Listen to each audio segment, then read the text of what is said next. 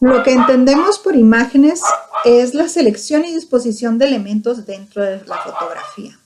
¿Cómo es que vamos a organizar esos elementos en que queremos hacer énfasis o que son parte de lo que va a ser mostrado dentro de nuestro marco fotográfico? ¿Cómo lo vamos a organizar dentro de ese marco?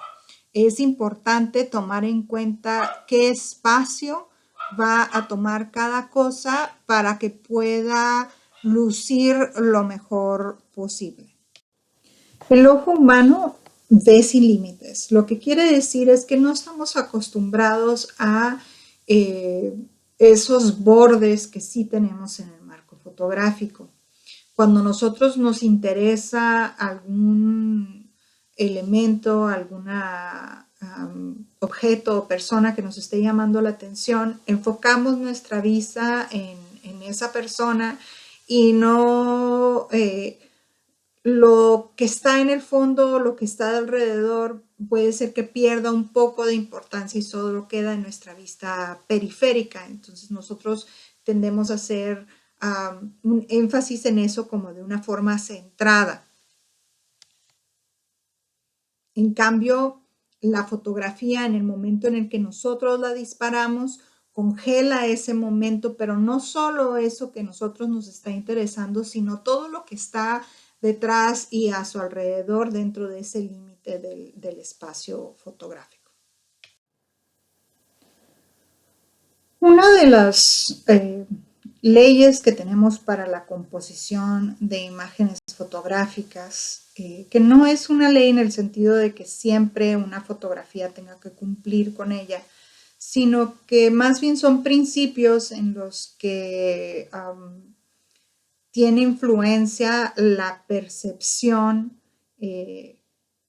cómo nosotros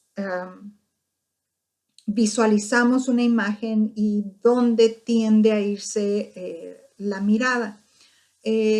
Esta ley de tercios es como si dividiéramos en tres la imagen a lo ancho y a lo largo, y los puntos de cruce entre esos tercios es donde colocamos esos elementos que queremos que tengan más importancia en la fotografía o que sabemos que van a tener más peso, que están en otro plano. Por ejemplo, aquí en esta fotografía tenemos la mirada más o menos en uno de estos puntos. La mirada es algo muy fuerte. Ahorita vamos a ver más adelante esto de la mirada. No es que sea exacto en ese cruce, pero es como una zona importante, ¿no? Entonces tenemos aquí los tercios imaginarios y tenemos estos ejes también imaginarios que podemos utilizar para colocar estos elementos. A veces tomamos la fotografía, como en el caso de esta foto, tomé la foto y ya al momento de querer decidir cómo es que se va a imprimir o cómo es que se va a mostrar, hago el recorte de la imagen considerando dónde van a quedar colocados estos elementos. Entonces, la mirada es uno de los puntos más importantes y queda en el tercio, uno de los tercios superiores. Por lo tanto, todo el eje del cuerpo queda sobre ese tercio de la izquierda y tenemos estos elementos que también llaman bastante la atención, además que queremos que el espectador los vea, los localice, se dirija hacia ellos para entender cuál es la acción o qué es lo que estamos esperando en ese momento, ¿no? Entonces es un punto en donde aquí está el globo. Esta es una de las imágenes que se realizaron cuando vimos movimiento. Entonces tenemos el globo y tenemos aquí la mirada de la niña con el alfiler. Entonces ya logramos entender qué es lo que va a suceder o qué es lo que está sucediendo en esta imagen, ¿no? Entonces tenemos coloqué estos círculos en estos puntos importantes de la foto. Asimismo, cuando estamos decidiendo dónde colocar el horizonte, muchas veces no prestamos mucha atención al horizonte, nomás nos fijamos en lo que tenemos en el primer plano, pero podemos tomar decisiones de dónde colocar el horizonte dependiendo de qué es lo que queremos que el espectador observe con más claridad. En este caso, tenemos más importancia en el cielo. Para mí era más importante mostrar pues cómo están las nubes, cómo está el ambiente, una sensación de paz, etcétera, que me brindaba este espacio. Y por lo tanto, en el tercio inferior coloqué el horizonte. Entonces aquí tenemos más o menos la línea del horizonte y está colocado sobre el tercio inferior porque para mí es más importante en esta imagen el cielo. Si yo tuviera una imagen igual de la playa y con algún fenómeno, conchitas o mucha gente y que eso es lo principal que quiero que observe el espectador, entonces lo que hago es colocar el horizonte mejor en la parte superior. Entonces levanto un poquito más la mirada de mi cámara o más bien bajo más la mirada de la cámara para hacer énfasis en eso que está debajo del horizonte y que el cielo no tenga tanta importancia. Entonces, en ese caso, o sea, va a depender cuál de los dos escojo, qué es lo que es más importante mostrar para mí. La ley de la mirada nos habla de que vamos a colocar o vamos a dirigir a nuestra cámara, o qué tercio, por ejemplo, en este caso, si vamos a juntarlo con la ley de tercios, en qué tercio voy a colocar la mirada, puede ser de animal, puede ser de persona que estoy retratando, ¿en cuál tercio? ¿En el de la izquierda o en el de la derecha? ¿En qué momento, en qué punto quiero hacer más notorio esa mirada? Eso va a depender hacia dónde está volteando. Entonces, en este caso, la lagartija está volteando hacia el lado izquierdo. Entonces, esto es porque la mirada tiene un tremendo peso visual, dirige a la mirada del espectador. La mirada del sujeto, de la persona retratada, dirige al espectador hacia dónde tiene que ver. Eso tiene un enorme peso. Siempre nos va a llamar más la atención. Estas son leyes de percepción, leyes de cómo interactuamos con las imágenes que tenemos en nuestro entorno o con los objetos de nuestro entorno. Si nosotros tenemos un par de ojitos, si yo tengo un par de ojitos, aquí si tengo dos puntitos y una línea, inmediatamente lo asociamos psicológicamente con los ojos. Entonces, eso es lo que lo lleva a que una mirada tenga demasiado peso, que siempre vamos a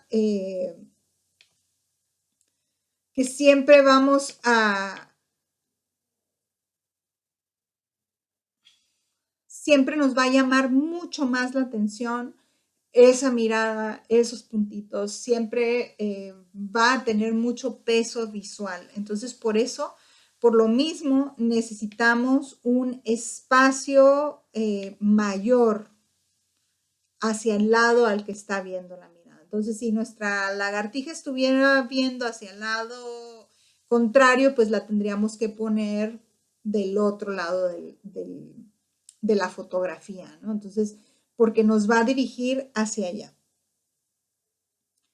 Entonces, igual no es que sea una ley que se deba de cumplir siempre, es una sugerencia que nos ayuda a componer la imagen. Lo que sí sucede si yo rompo esta regla y si yo coloco a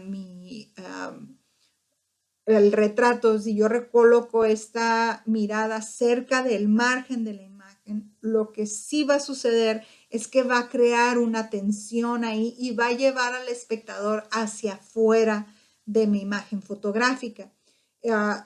van a notar que hay autores, hay fotógrafos que sí utilizan eso, pero como recurso, porque precisamente eso es lo que quieren hacer. Por ejemplo, tener si yo tengo una modelo que está en una pose como si estuviera soñando despierta, como si estuviera idealizando un futuro, pues a lo mejor sí lo voy a poner que esté observando algo más allá del marco.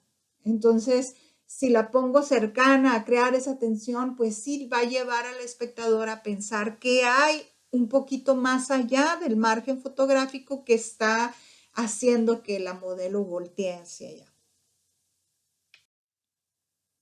El otro punto importante a considerar, ¿cuáles son las líneas que hay dentro de la fotografía para que ayuden a llevar la mirada del espectador hacia esa imagen importante? En el caso de esta fotografía que estamos observando aquí, vemos igual que cumple con la ley de la mirada, cumple con la ley de tercios, además de que tenemos estas líneas que, bueno, eran parte de la dinámica, pero en cuestión de la fotografía funciona muy bien porque me está trazando una trayectoria, está aportando una narrativa. Vemos que viene la otra niña caminando detrás, entonces se vuelve parte de lo que nos cuenta la imagen. Y entonces las líneas están ayudando a dirigir la mirada hacia el personaje principal de esta fotografía. La repetición es un principio de composición, es un principio de diseño.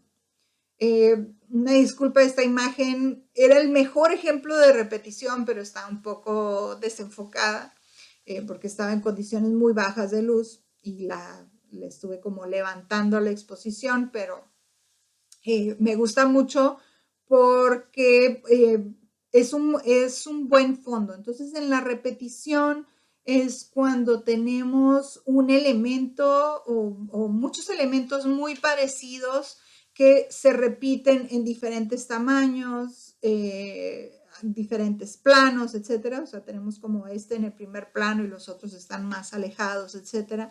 Entonces se vuelve como toda una textura, o se vuelve, ahorita voy a explicar lo que es la textura en la imagen, pero se vuelve un entorno agradable, tiene algo, la repetición que nos ayuda en la cuestión de la composición y el diseño, ¿no? Es uno de los principios de diseño. La textura, cuando nosotros hablamos de textura en lo visual, es como un cruce de dos sentidos entre el tacto y la vista. Porque la textura en una fotografía que no podemos tocar nos va a remitir a algo que conocemos con nuestro tacto. Entonces nos va a llevar a pensar en cómo se siente eso que estamos visualizando. Entonces las luces y las sombras, el grano de esa textura, nos va a remitir a lo que ya conocemos y nos va a dar la idea. Entonces yo, por ejemplo, veo esta colección de flores y me imagino esa textura como algo suave. Recuerdo cómo se siente tocar una flor de este tipo. Enseguida lo que vamos a ver son los encuadres. Entonces es cómo voy a acomodar los personajes dentro de mi fotografía.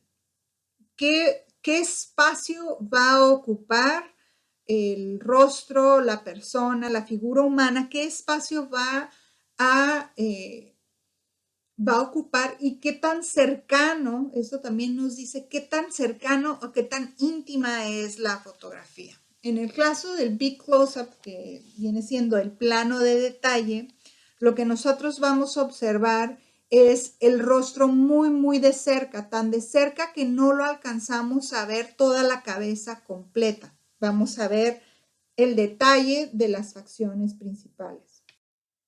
Esto nos crea una sensación de intimidad con el sujeto que estemos fotografiando, con la modelo, el modelo. Nos va a brindar la posibilidad de observar más de cerca su expresión facial. Nos vamos a dar cuenta de algunos detalles que si estuviéramos más lejos, como lo vamos a ver en otros planos, no vamos a poder observar o no van a tener la misma importancia porque van a competir con más información. Entonces aquí estás limitando lo que el espectador ve. Entonces esa expresión se vuelve lo más significativo, lo único prácticamente en la imagen. Entonces va a tener demasiada importancia en las tensiones que haya dentro de ese rostro, la mirada, etc. Enseguida tenemos el close-up, que es el primer plano, básicamente. Entonces la persona está no tan cerca de la cámara o no tenemos tanto el zoom, si estamos usando zoom para acercarnos o alejarnos. Estamos un poquito más lejanos, no es tan íntima como el plano de detalle, pero todavía es lo más importante la expresión del rostro. Estas fotografías son más o menos de los hombros, o sea, a lo mucho se alcanza a ver el pecho del pecho hacia arriba o se ve como del cuello hacia arriba y si se fijan no hay mucho margen, no tenemos mucho margen en la parte superior. No cuenta como close-up si tienen la imagen bien lejos y pues tienen un espacio superior y solo retrata como la cabeza, sino que el close-up es que estás cercano al que estás retratando y abarca de sus hombros, su pecho hacia su cabeza, abarca la mayor parte de la imagen. No tenemos mucho margen arriba o abajo, inclusive puede ser que hasta de la frente a los hombros, ¿no? Fotografiado. El medium shot ya nos brinda un poquito más de información de las acciones que pudiera estar realizando el personaje. Ya no solo es la expresión facial o del rostro la que nos está comunicando, sino que ya también su postura, a lo mejor puede estar realizando una acción o si está relajado o si se está moviendo o algo que podemos ver un poquito, si se fijan, se puede ver un poquito más de fondo, se puede ver un poquito más de entorno. Entonces el medium shot es más o menos de la cintura a la cabeza. Eso es lo que abarca la fotografía. El American Shot es un poquito más abajo de la rodilla o a medio muslo. No se corta justo en las articulaciones, entonces no cortar justo en la rodilla. Es abajo de la rodilla o arriba de la rodilla, a medio muslo, donde vamos de ahí hacia arriba. Entonces, el American Shot tiene su origen, o el plano americano tiene su origen en las películas western, porque allí era importante todavía el rostro, la expresión que tenía de odio hacia su contrincante, si iban a hacer un duelo, pero también era importante mostrar la acción de las manos con respecto a lo mejor a agarrar una pistola o tener el dedo en el gatillo. Entonces tenías que ver las tensiones que tenía el actor en su cuerpo, que estuvieran sujetando sus pistolas, que estuvieran listos para el combate, pero también que se viera la mirada de odio. Y si hacían el plano más atrás y que se viera el cuerpo completo, esa mirada se iba a perder, ¿no? Iba a perder fuerza. Entonces esto era como un justo medio donde podías tener esa intensidad, esa intimidad con el personaje, pero alcanzabas a notar las pistolas, ¿no? Si no, iban a tener que cargar las pistolas en la barriga para poder mostrar lo mismo, ¿no? Entonces, como las pistolas caían un poco sobre la cadera, entonces necesitaban que se pudiera fotografiar un poquito más abajo. De ahí vamos a tener el full shot.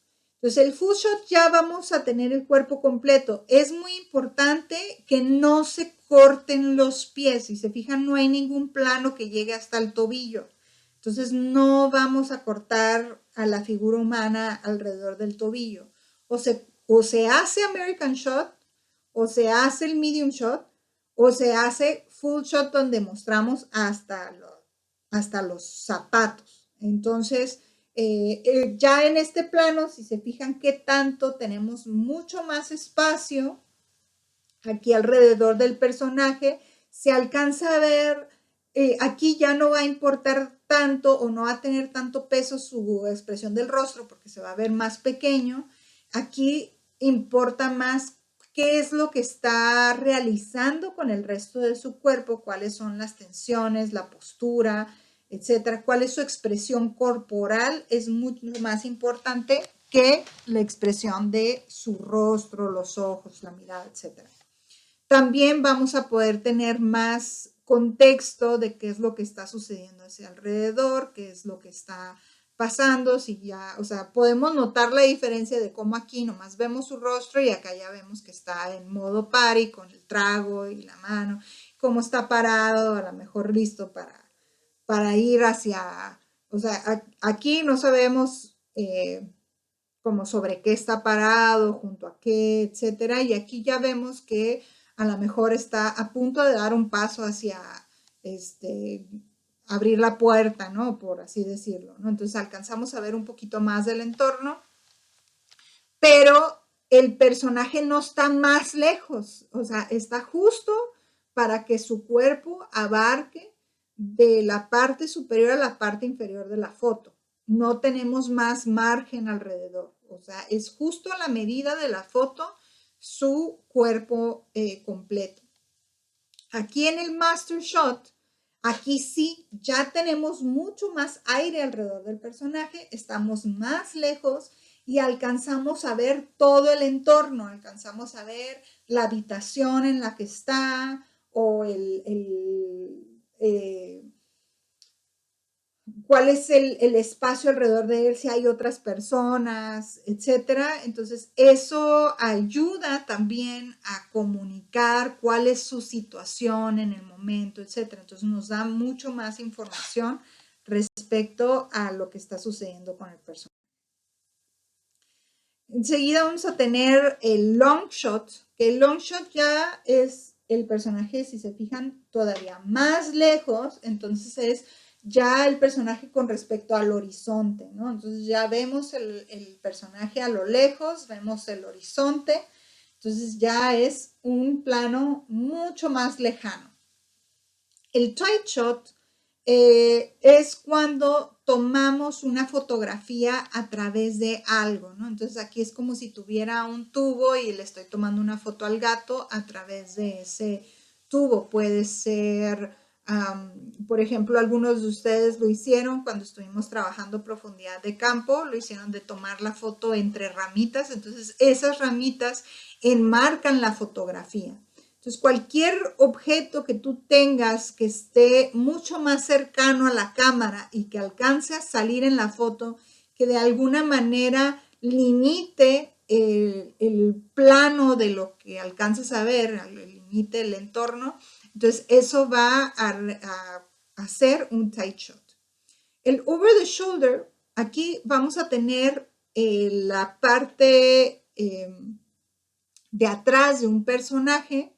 Entonces vamos a tener su hombro, su cabello, vamos a ver su espalda y vamos a estar viendo lo que ese personaje está viendo. Entonces aquí tenemos a una persona que está observando una casa. Entonces, eso es como para darle una idea de qué es lo que está viendo y a la vez tener algo de información de quién está viendo eso. Entonces es ver sobre el hombro del personaje. Entonces la persona está volteada, está dando la espalda a la cámara, ¿no? Entonces a veces se utiliza como si ustedes buscan este tipo de toma en imagen, Van a ver que se utiliza mucho como para conversaciones, entonces estás viendo una conversación entre dos personajes y estás viendo al personaje que está hablando de frente y el personaje que está escuchando lo estás viendo de espaldas, ¿no? El one shot viene siendo más como un plan, más que un plano, un encuadre, es como desde el punto de vista que vas a obtener de la cámara. A partir de aquí vamos a ver como diferentes ángulos. Este one shot es cuando estás tomando una imagen desde el suelo, paralelo al suelo. Entonces no estás levantando o bajando la cámara de ninguna forma, sino que estás viendo el piso, estás viendo el piso y, pero desde el piso. Entonces tienes la cámara hasta abajo y estás viendo básicamente como los pies, ¿no? Entonces son fotografías bastante agradables. Es muy interesante a veces ver qué tanto comunicación o qué tanta expresión corporal podemos tener en los pies. No quiere decir que siempre va a ser fotografías de pies, puede ser fotografías de muchas otras cosas, pero lo que implica es que la cámara esté sobre suelo y que alcances a ver ese suelo.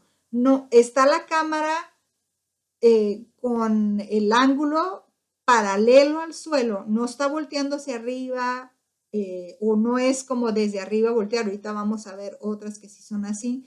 Esta es la cámara con el ángulo paralelo al suelo. Entonces está la cámara simplemente descansando en el suelo y vamos a ver, puede ser que veas más, ves un personaje completo, pero a lo mejor pues va a tener que tomar más distancia para poderlo ver hasta la cabeza, ¿no? Porque si lo pones muy cerca, pues solo vas a ver los pies, ¿no? Son tomas muy interesantes que haces con este tipo de cambios de ángulos es que llevas al espectador a ver algo muy distinto de lo que está acostumbrado a ver. Puede ser algo totalmente cotidiano, pero le estás dando una vista no cotidiana, ¿no? No todo el mundo se tira en el espacio público a ver un edificio o a ver a la gente pasar, etcétera. Entonces son imágenes que resultan muy agradables o muy llamativas porque nos van a sacar de esa monotonía, ¿no? De lo que siempre vemos y nos van a presentar una vista diferente. Asimismo, el plano holandés es cuando tú tienes la cámara, la inclinas, pero no hacia enfrente o hacia abajo, hacia arriba, sino de lado, que la inclinas y logras tener un ángulo. No necesariamente es un rostro, aquí está combinando lo que es un big close-up con el plano holandés, pero que simplemente tengas una inclinación un giro, una inclinación en tu cámara y esto desestabiliza un poquito al espectador. Entonces no solo es esta cuestión de darle una vista diferente o novedosa de un fenómeno cotidiano, sino que también hace que el espectador se sienta desbalanceado, ¿no? Como que tiene la necesidad de recobrar el equilibrio, de recobrar la normalidad o el balance del horizontal y lo vertical. El que sigue es el top shot, entonces este también le decimos ángulo cenital y es cuando estás en la parte superior tomando la fotografía directamente hacia abajo en un ángulo perpendicular, o sea que tú tienes tu cámara y estás volteando hacia abajo directamente, no en un ángulo, sino que el ángulo es de 90 grados, entonces estás viendo directamente hacia abajo. Y por último, tenemos la picada y la contrapicada. La picada y la contrapicada es como un ángulo de 45 grados más o menos. Entonces, la picada es que tienes la cámara viendo en 45 grados, pero hacia abajo. Entonces vas a ver a los personajes o al personaje o al modelo, desde arriba lo estás viendo dirigiendo la vista hacia abajo en 45 grados. Esto le da al espectador una sensación de superioridad por encima del modelo. Si se fijan, también hace cierta distorsión en donde logramos ver las cabezas o la parte superior del modelo, lo vemos un poquito más grande y sus pies terminan siendo más pequeños, ¿no? Entonces se ve la parte de arriba más grande. Ahorita en este ejemplo está exagerado por el lente que estaba utilizando en ese momento. Están malas fotografías porque son del celular, pero son buenos ejemplos de composición. La contrapicada es al revés, uno se coloca un poquito por debajo, levanta la cámara 45 grados hacia arriba, entonces estamos viendo desde abajo a nuestros modelos y les da una sensación de superioridad ahora a los modelos y nosotros sentimos esa vulnerabilidad, ¿no? Nos recuerda un punto de vista como de nuestra niñez, donde vemos todos hacia arriba, entonces le resta poder al espectador y le aumenta poder a nuestro personaje. También lo que sucede con esto es que ahora su cabeza, la parte superior, tiende a ser más pequeña y la parte inferior del cuerpo tiende a ser más grande. También esto lo podemos aplicar en modelaje de ropa, de calzado, de accesorios, etcétera, donde vamos a escoger picada, contrapicada o un ángulo normal, recto, dependiendo de qué es lo que queremos resaltar. Si yo tuviera que tomar fotografías para una revista de calzado, pues tal vez utilizaría muy a menudo el plano de gusano, la contrapicada, planos de este tipo. La picada, por ejemplo, no me convendría para nada para resaltar zapatos, ¿no? Me convendría a lo mejor más para aretes, para sombreros o no sé. Entonces, también dependiendo en qué es lo que yo quiero mostrar que se me haga más importante,